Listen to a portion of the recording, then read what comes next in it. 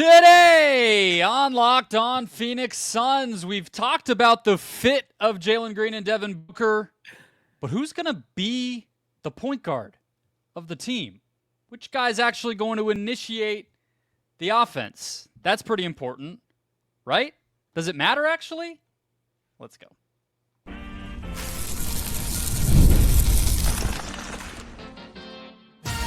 You are Locked On Suns, your daily Phoenix Suns podcast, part of the Locked On Podcast Network, your team every day.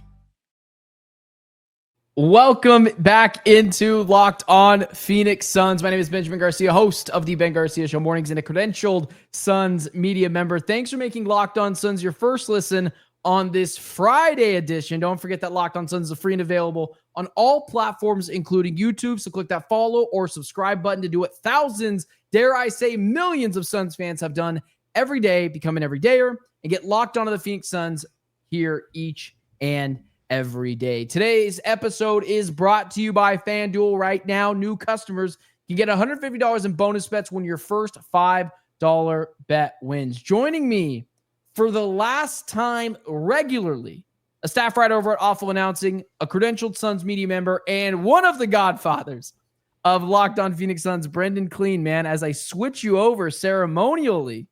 How you doing, man? I'm good. This is it. Final one for now. We'll see what the future holds. I am... It's good we actually got some stuff to talk about. We took yesterday off, and now there's some news to catch up on, so that's good. It's not going to be a boring, contrived final show here. Yeah, and I see you're already, getting some of that Mercury stuff out. That was pretty cool with over at PHNX. And you went to the game last night, hanging out with BG, your other favorite BG, not just myself or Brian Gregory. Let's start here, man. There's this debate going on social media. It's kind of been put to bed by John Gambadoro reporting that the offense is going to be initiated by Jalen Green. I put out something on social media. It's like, it's Devin Booker or vet minimum, which to your point that you pointed out correctly was my point being made is it's Devin Booker, Jalen Green, or vet minimum guy. You're going to go with one of those two guys. The conversation about getting a point guard, a traditional one in at that, doesn't make a whole lot of sense to me because we already did that. But I'm really interested. I'm really happy that this is like one of your final shows because this is a good thing to get the good media info that I know you love. Jalen Green or Devin Booker? Let's start here. What do you make of Jalen Green being the predetermined starter for the Phoenix Suns at the point guard position?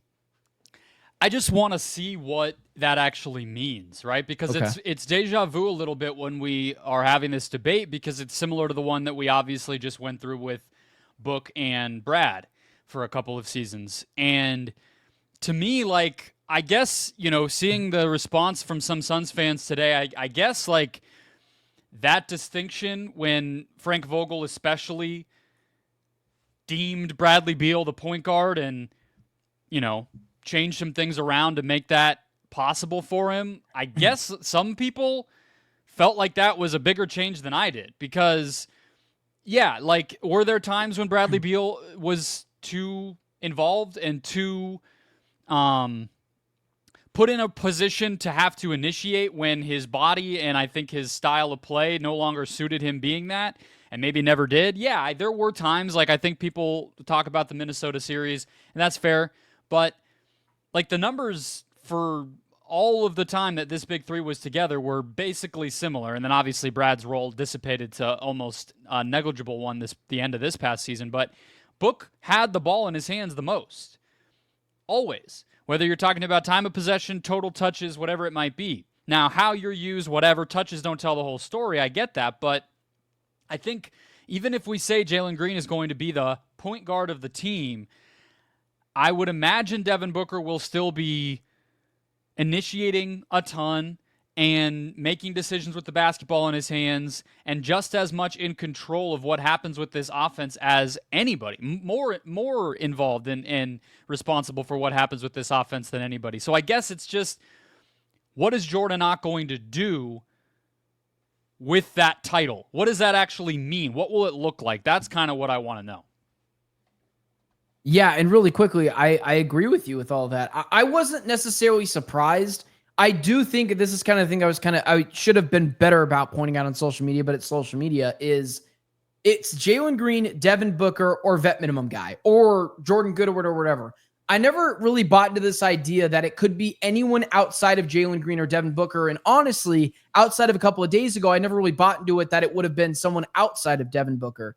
But now that it's Jalen Green, I lean more into the idea of on the depth chart, he's going to be listed as the point guard for the Suns. Mm. But on a play in, play out basis, it depends what sets they're going to be in. It depends if they're going to run a play for a Book, run a play for Green. If they're going to play with as much pace that we want them to play with, I mean, how much does it really matter? Like half the time, one of those guys is getting the ball. There is going to be a return of point Devin Booker because that means when Jalen Green's off the court, guess who's going to be the point guard now? I highly doubt they give the duties to Jared Butler or Jordan Goodwin. So this was always going to be the case. We can debate if it's the right thing to do, and that's what we'll do now. Do you think it's the right move? Let's say in a traditional sense, because that's really the only way to debate this thing. Should Jalen Green be the guy that brings up the ball CP3 style, or should it be Devin Booker? I think it should be Devin Booker. I mean, I think Jalen Green's catch and shoot 3-point shooting we've talked about plenty. It's fluctuated a bit, but I trust that more than his pull-up 3-point shooting ability. So him as a floor spacer, him as a second side attacker, him, getting the ball later in the clock, attacking a broken down defense. I think that's what he's sort of, I wouldn't say he's always done that. There were some early years where he probably had the ball, frankly, too much for his own good, but I just can see and envision that better. I would say that I guess not on the flip side, but to me, like, we have seen, like, so even if I'm making the distinction that Devin Booker was the guy who had the ball in his hands the most, even during, like, let's just talk about the Vogel season, because that was more competitive and better season. I think we all watched him and could see the gears turning a little bit more than we were used to with him. It wasn't the most clean and polished season of his career, efficiency-wise, turnover-wise, just offensive rating-wise, whatever. The ball being in Devin Booker's hands was not this magic elixir that we're used to it being. So I'm not saying that Devin Booker is going to be – it's even how I would necessarily prefer him to be used. I actually do think the ideal version of Devin Booker is a little bit on ball, a little bit off ball. So maybe this isn't like the worst thing ever. It's more the Jalen Green side of it that I worry about, because even Rockets people were chiming in with this when this news came down today saying, yeah, when he gets into a crowd, when the defense puts pressure on him, when he really has to slice and dice defenses that are designed to stop him, he struggles. And so it does feel like the Suns are sort of shooting themselves in the foot by locking into that plan when they don't really have to right now. I know it's through the media, but now the expectation is set, and he's going to have to try to live up to that. I'm not sure he can. You mentioned a lot of the things that kind of I had written down here that I was preparing for, and I think the main thing for me is points are going to be really hard to come by for the Suns, as you and I think they will be. Jalen Green as a pull-up, not as a catch-and-shoot three-point guy, I like a lot better, like you had mentioned, than a pull-up jump shooter. Same with Devin Booker, if we're being honest. Devin Booker, as we talked about before, is like, no one is going to be great pulling up, so I'd rather Devin Booker do that than Jalen Green if I'm just going to pick between the two, especially, I believe, in fast breaks. I think Booker is better than that.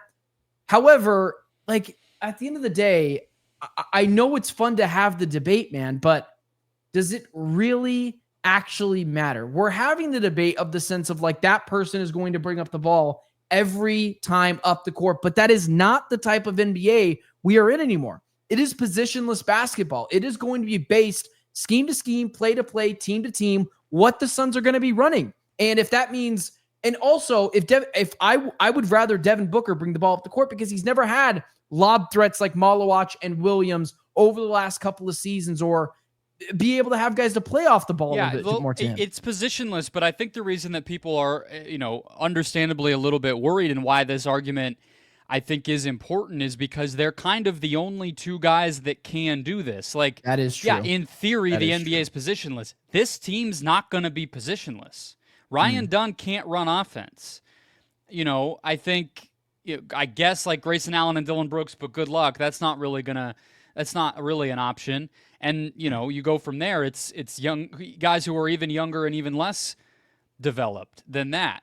Mark Williams is not going to run Nikola Jokic post up, whatever. It's not going to happen. So that's the problem. And that's where I think, like you were saying that, what's all the hubbub about like a point guard off the trade or free agent market. I don't think it's so much that people want a point guard who's necessarily going to come in. The resources are limited. It's not like somebody's going to come in and start over Jalen Green all of a sudden as a Hail Mary move that surprises all of us. It's more just another person who can create offense at all. And I think that that's the thing that people still want, where I know we're about to talk about it in the next segment too, but Jordan Goodwin and Jared Butler don't really appear to be that either. So I think that that's why this how they've set up the offense is going to be so important, because there's only two dudes who can create, and deploying them correctly and having the chemistry between them be as perfect as it can be is going to dictate a lot about how good the Suns are as a team this year. And if they screw it up or they have to pivot halfway through the year, that's lost time and probably a lot more losses than you want to have. Does it make you feel better though? Because I would agree with you. Outside of and I'm just thinking of one guy right now that pops in my brain, Malcolm Brogdon, who is often injured. I can't think of anyone on the free agent market that you could just come in to help be another person that can create some offense. And I'm not saying Malcolm Brogdon is some sort of amazing offensive player, but Ricky Rubio did that with the Suns when he showed up. He helped facilitate offense for this team. I thought Campaign could potentially do that, but the Suns, through Gambo, kept axing every single one. So does it make you feel a little bit better that it feels like they're not just they're saying no to those guys because it feels like maybe they have a plan? Yeah, they clearly feel confident in it. And, I don't want to overlook Colin Gillespie. Obviously, he's part of this team. Right. I just don't think of him as somebody who can really create, by himself, because he's smaller. He's not a great athlete. His shot, he has a slow release, so he can't really bomb away from, pull up threes. There's just a lot of things that are limiting about him. I think of him more as a transition open floor player, somebody who can play on or off the ball, make threes to space if somebody else has the ball, etc. So it's maybe partially that they believe in him to get better at doing some of that stuff, and maybe that, they clearly just trust that Book and Jalen can do it. It's just a lot to ask, and I just continue to believe that this team's going to have to be amazing on defense in order to be competitive, because otherwise I just don't think that this offense is going to be able to be good enough to probably even be league average. I think it might even be worse than that. That is absolutely fair. Here's where I would go with it. Just lastly, I think the Suns are handed a bunch of really bad consequences that of their own actions, and they're making the best of it. I would rather Jalen Green and Devin Booker figure it out on the court. Hopefully that works out. Then bring in someone else outside of a Malcolm Brogdon, because that's kind of where it is, man. I think this is their best option, but we can all still agree it's not the most ideal option. But I can see the vision for it for now until the season comes. That could definitely spiral out of control. However, that is not the only thing the Phoenix Suns have been doing. They have also signed two more players. They made it official today through the media. Jared Butler and Jordan Goodwin. You guys are up to bat. Let's talk about that next. First, today's show is brought to you by Game Time. As I go ahead and find the little ticker right there, have you ever decided at the last minute to head to a ball game with friends or family? Maybe it's game day and you suddenly realize you want to be in the stands. It's exactly where Game Time comes in. It's the easiest way to grab last minute tickets without the stress. With the money you save on tickets, you could splurge on food, drinks, merch, or even invite a bigger group to come with you. Game Time makes it possible. Game Time makes buying tickets fast and simple. Prices on the app are actually drop closer you get to the first pitch. And they got incredible last minute deals, clear seat views, and lowest prices guaranteed that takes the worrying out of buying. I have been to 5 or 6 Diamondback games this year. It's actually normally less than I would go to, just been a little bit busier than normal. Every time I went to a Diamondback game, I use Game Time. Few reasons is I can actually see where I'm going to sit. Is my view obstructed? Am I going to have a clear view of the field? I feel like pricing is almost always fair. And what I normally do is wait till closer to first pitch, knowing I'm going to go to the game, scoop up some tickets for cheaper than I actually would have buying them through retail normally. So take the guesswork out of buying tickets with Game Time. Download the Game Time app, create a code and use code Locked On NBA for $20 off your first purchase. Terms apply. Again, create a code and redeem code LOCKEDON NBA for $20 off. Download the Game Time app today. Lowest minute tickets, lowest prices guaranteed.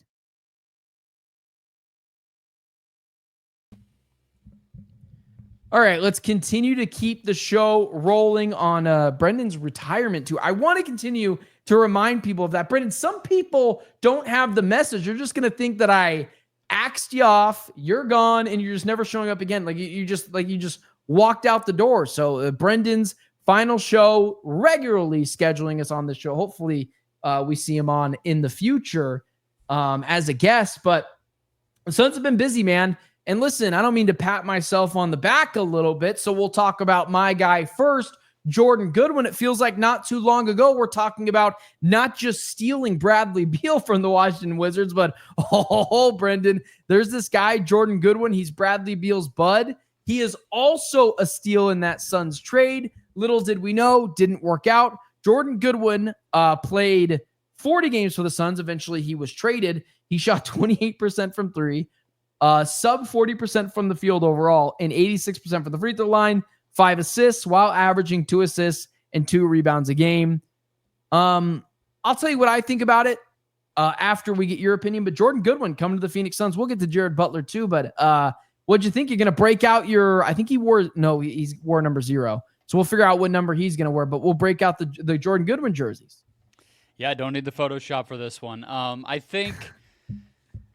It's fine. Like the reality is here, it's. I've said that I think that these players will play, and I still do, especially by the end of the season. I don't love, like I alluded to in the last segment, that Jordan Goodwin is much more of a defensive player.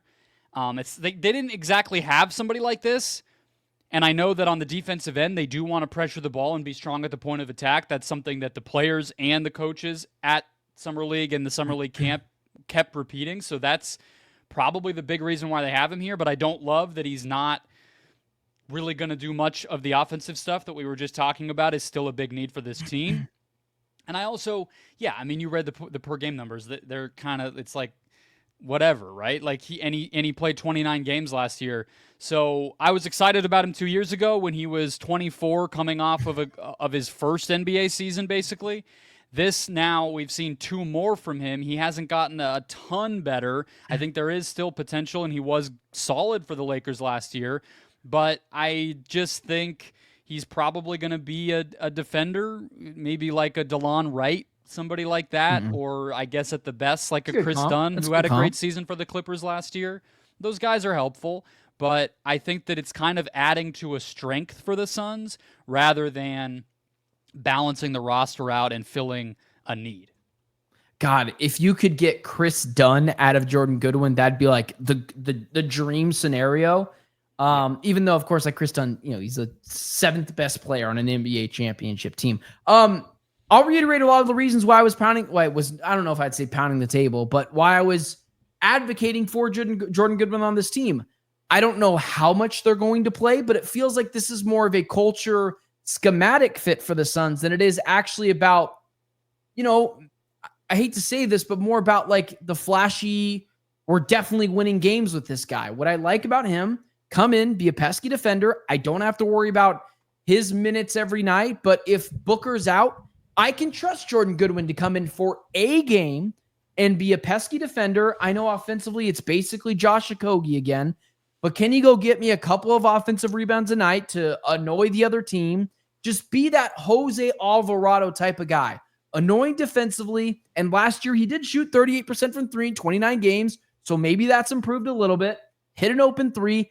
That's kind of what I like about this, but I think more of it's about like tough dude. He's going to push dudes around. He's going to try to be a defender. I think DeLon Wright was kind of an interesting comp for him.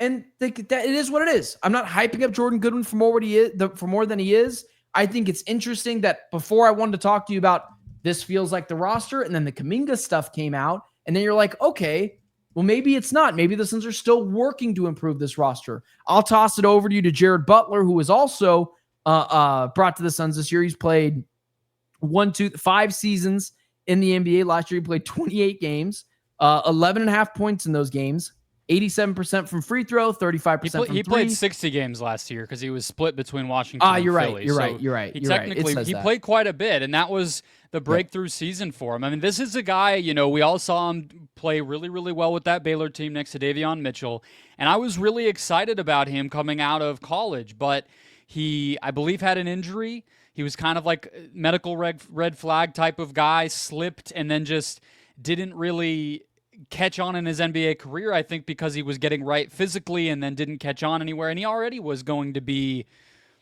a unique fit because almost exactly like Goodwin, he's 6'3", and, probably needs to develop his offensive skill set out a little bit. And that's hard to find a role with an NBA team to go ahead and do. And this year he finally was able to because he played for a tanking Wizards team and then a Philly team that imploded. So, yeah, look, I mean, He took how many total threes? He took 169 total threes and made just under league average.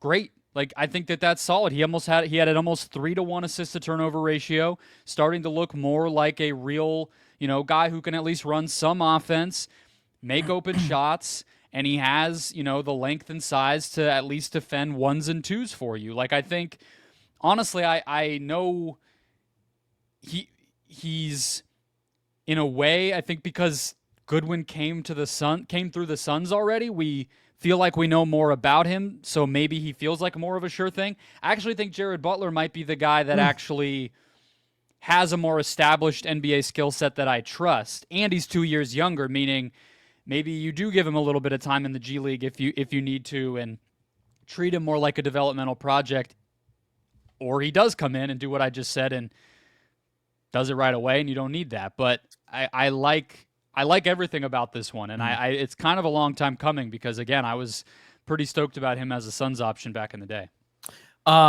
You had mentioned earlier that like he had an injury coming out of the draft or a concern, right? He had a pretty gnarly. He was diagnosed with hypertrophic cardiomyopathy, a heart condition where the heart muscle, particularly the wall between the heart's chamber, becomes abnormally thick. So not like a torn ACL or like something even more major than that, where you're like, is this guy going to be able to play basketball? I would assume is some of the worries. So Jared Butler, Jordan Goodwin, both coming to the Phoenix Suns, both guys that were like, cool, probably not going to play a lot. We see the culture schematic fits, but let's continue to move on. Last thing to mention there too, just to distinguish, because Jordan Goodwin was claimed off of waivers. His contract is non-guaranteed until like the middle of January. So they could cut him if they need to. The tax, they're kind of right there.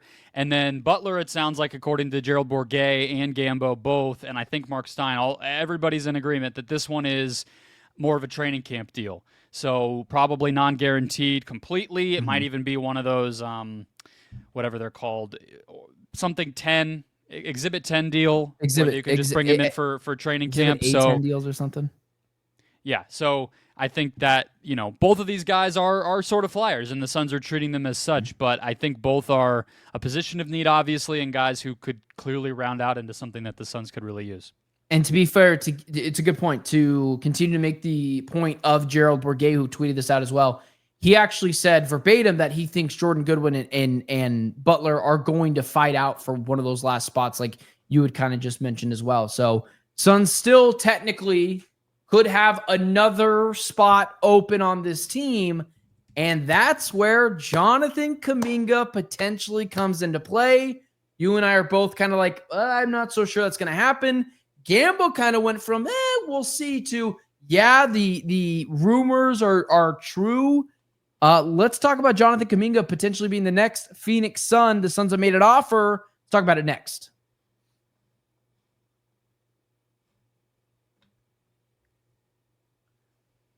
So not according to John Gambadoro, but according to Shams Charania, the Suns and Kings have both reportedly made concrete trade offers to the Warriors for Jonathan Kuminga. However, this not of Shams Charania, this of Brett Siegel, who tweeted out later that this isn't kind of really big news, that the Suns their package is more centered around Grayson Allen, and the Warriors don't really want Grayson Allen's contract. However, I did think it was something that a guy in Gambo who was really quick to shut down reports. Someone asked Gambo, what's the word on this? And Gambo said, yes, we have not ruled out Kuminga. The Suns like him. They have had discussions with the Warriors. Belief was it would be hard to do, but they continue to look for avenues. I'll just keep it like that. Instant reaction? Are you kind of feeling a little bit more inclined to the idea that Jonathan Kuminga could be a part of the Phoenix Suns? Yeah, I guess. And then I want to ask you something else. Mostly because we've heard that they've made concrete offers. Not so much. Gambo's tune hasn't changed. I mean, since the minute that this first came out. Okay. No, he said on the first day that this rumor came out from wherever it originated, yes, that he believes that the Suns are definitely interested in Kuminga and could see it happening. So I mean, but I think that the part that matters more than what Gambo thinks is how the Suns get the trade done. Because he can't will into existence the Warriors liking the Suns players, and that's the problem I think right now. They have a handful of seconds. They have I think it's 3. I don't know. The spot track is showing 6. That's not. I've right. seen that. I couldn't figure it out either, but I can check on something else. And they have very, very little in terms of first round picks to try to do anything with here either. I think that the thing is going to be, because I look at this article from Clutch Points that you mentioned, Ben, and I don't. The Sun side of it is one thing. Their offer appears to be like Devin Carter, Dario Saric in a first. Honestly, I think that's probably actually still better than the Suns. And even then, the Warriors are playing hardball and saying, we want Keegan Murray or we want Keon Ellis. If that's where the Kings discussions are, the Suns can't even get in the realm of that. I want to ask you, hey, would you be willing to part ways with Oso Ighodaro in order to get Jonathan Kuminga? But I don't even know if that gets it done. I think the Kings just appear to be in the driver's seat here if Kuminga's going to get traded at all, which he doesn't even have to be traded. Well, he doesn't have to be traded, but it does feel like the writing is on the wall a little bit, where maybe you are right. Maybe I think Kuminga it's in the NBA now. It's a player-driven league. I don't think he has a ton of leverage. It's not what I'm saying, but I do think he could make it known. What's the leverage? This and this only, and I'm not advocating that this is insane leverage. If you are the Kings and you are giving up someone like Devon Carter, who was pretty good in the summer league, started to look a little bit better there, a potentially promising young player, you want to know that Jonathan Kuminga wants to be a part of the Kings. He could tell the Kings, I have no interest in being a part of you. I'd rather be a Sun or a Warrior, and I think that could potentially help. But I'll agree, most of the leverage, if not all, but the Warriors don't have to trade him. They don't have to trade him at all. We did this with people in the Valley. Will have this exact memory in their head because we all went through this with DeAndre Ayton. And what happened? He came back, and he eventually got traded, and we kind of still knew the writing was on the wall. I'm not saying Kuminga's going to retire a Warrior, but I'm saying he doesn't have to get traded tomorrow. They could sign him to a contract and trade him in February. They could sign him to a contract and trade him next summer. They could, whatever. There's a million ways that this could go. So I just want people to remember that, because sometimes when there's so many trade talks about a player, we turn it into this sweepstakes, like Lauri Markkanen, another example. He's still on the Jazz. Yeah. These players don't always just go somewhere. So he could just stay in place in Golden State and keep getting DNPs, and they'll kick the can down the road. And just so we're clear, I actually am a little bit more skeptical of the Jonathan Kuminga Suns pairing, because I think it's going to cost some draft capital, and the Suns don't have a lot of that. And I wonder about the fit. Yes, he's going to add scoring, but what else is he going to add? Is he going to be the 4 on this team? And if that's the case, you're talking about a 6'7" 4 who's not a defensive-minded guy like Ryan Dunn is. And that worries me a bit. Just really quickly, while I have you here, what do you think with Jonathan Kuminga? Do you think he is, if he were to come to the Suns, is it Brooks going to the bench or is it Dunn going to the bench? Probably. That's a good question because I think it's Brooks, dude. I would say Brooks too, but at that point, this starting lineup has no shooting. Like, no shooting. So, I don't know. Yeah, I mean, I mean, like, even that's why I think, like, you know, when I say that Kuminga doesn't have to be traded now, he also could get traded later and it still be the Suns. Like, maybe Brooks makes sense to go to Golden State for a trade like this, and they like him more. I mean, there's so many possibilities. But I mean, my question back to you, even though it does feel like the Sacramento offer is just better, even maybe than this one hypothetically, but would you, let's say all the seconds that the Suns have, whatever that is, just to put it all in a box, and then Grayson and Oso? Whatever else. But yeah, the point being, would you include Oso? I would include Oso. And I would include all the Suns' second-round picks because they are just seconds, and you can get them. Like, they're not exactly super tough to get. Like, next year, if the Suns don't want to make a first-round pick, they could probably get 3 or 4 second-round picks for it. So, like, you can get second-round picks. That is not hard to do.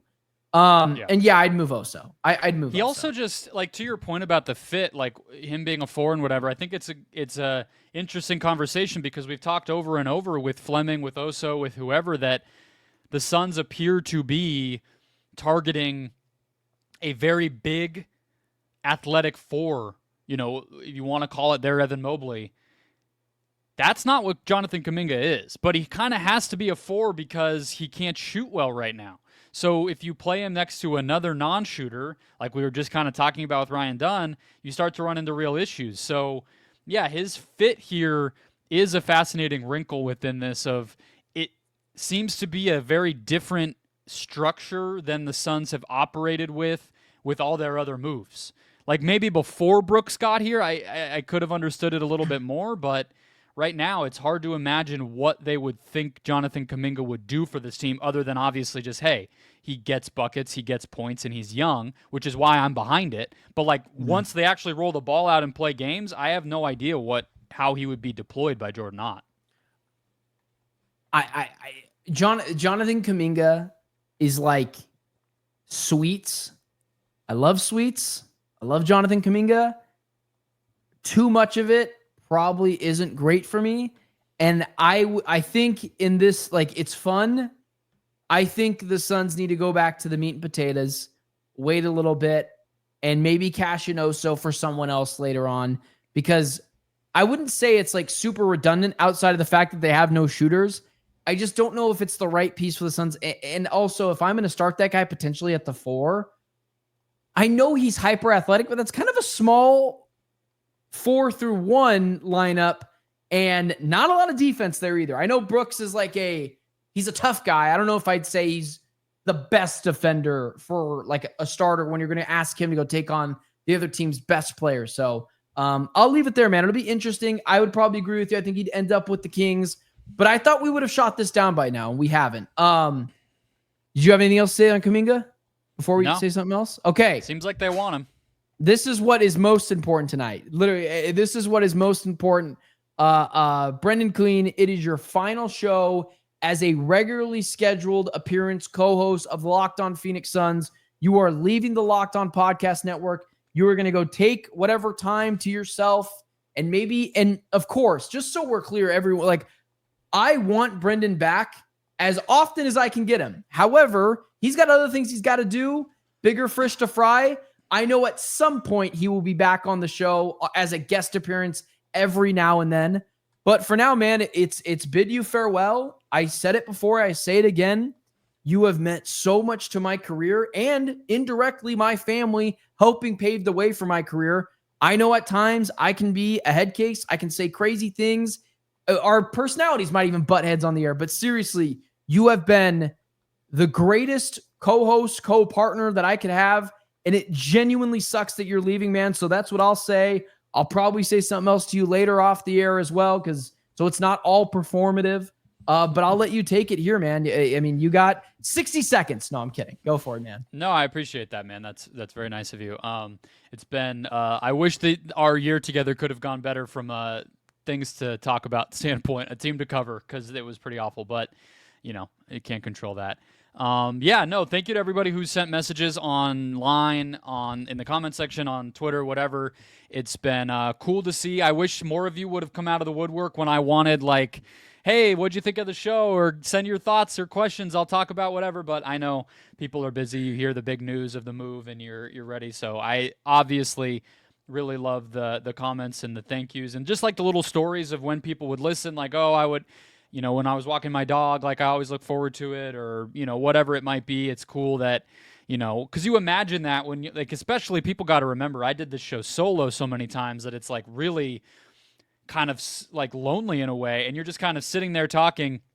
Like, I think there's probably somebody out there with a dog who's probably going to be listening to this while they walk the dog, and like, that'd be awesome, but you don't know, you know what I mean? You just see like numbers on a screen. You're like, okay, that's kind of a lot of people. That's cool. But, seeing people out in the world throughout the time doing this, and then seeing all of you who've responded in the comment section and online and everything has been awesome. So thank you guys for listening. Thank you guys for all the energy and time you put into the show. I'm glad we could have some awesome memories together. I mean, my run doing this show has been like the build up to some of the coolest times in Suns history, and then the build back down from that, which is where we are right now, but that's all right. But yeah, it's been cool to go through it with everybody. It has been awesome to have the chance. I mean, I was literally in college when I started doing this show. It doesn't even make sense that I would be allowed to do something like this, but you guys listened and you built it up to be a thing where I could actually make real money and get notoriety and help my own career and appear on TV and on whatever. It's been crazy and awesome. And I mean, I was born and raised here. I've said that 100 times. Like, I know I don't come across like a fan, but I want the Suns to win games. I want this community to love this team. I want this, this fan base to be happy. So I'm rooting for that still, even though I won't be doing the show.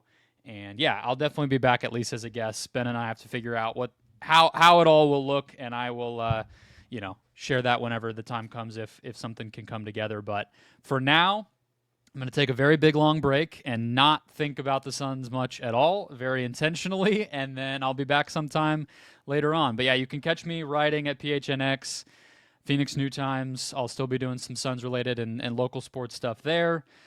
We have a podcast at Awful Announcing. If anyone is interested in the crazy world of sports media, it's called The Play-by-Play. Just search it wherever you get podcasts, YouTube. And what's your co-host's name? Apple. His name's also Ben. It's Ben Axelrod. He's out in Cleveland. He's my WWE-loving Ohio State fanboy friend over there. So we get to chop it up about Pat McAfee and all the idiots in sports media whenever once a week. So you could check that out too if you want to hear my voice yap still, if you're going to miss that at all.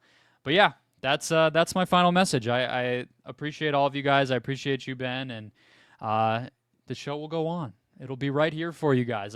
I'm the one leaving, not the Suns content, not the Locked On Podcast Network, not Locked On Suns, not Ben. So keep it right here, as I've said 100 times, 1,000 times, 1,000,000 times. And that's it. Goodbye. Thank you, everybody. Get the hell out, everyone. No, dude, it is really, like, I'm still kind of grieving over it. Like, I'm thrilled for you and everything you're going to be doing. Like, at some point you do outgrow things, and like look at just our social media following. You're like quadruple the person I am, and like, people care about your opinion. And at some point, like, you got to do your own thing, man. And you're doing a lot of different things now. I think the perfect thing, I think you said it perfectly on the show on Sunday, which was technically Monday, which was, it's okay to only have one job, which really you have like 1.25 jobs, and you've earned that, right, man? You've paved those roads. And can I just get you, for old time's sake, and just, you could please say no to this if you don't want to, but we got to do at least one post-game show a year while you're still in Arizona. If, I don't know where you could be going somewhere, 10 years from now, while you're still in Arizona, one post-game show a year at PHX Arena with me. One. Sure. Let's do it. All right. So you will at least hear Brendon once over the next year, but hopefully I get to pick the game. Much more. Yes. I will text you. We'll get it all scheduled out before, and you'll tell me that's what we're going to do. But I don't plan on being at as many games as I was last year, because it was easier for us to do the show together. But now that I'll mostly be doing it solo, maybe I'll still do the same amount, but I will plan it out with you. We'll be there. For the final time, Brendon Kleen, myself, as your regularly scheduled host of Locked On Phoenix Suns. Thank you for making Locked On Suns a part of your daily routine. Check us out on all social media platforms. Brendon, myself, and for Locked On Phoenix Suns, everyone watching, we will talk to you guys tomorrow. Well, at least I will.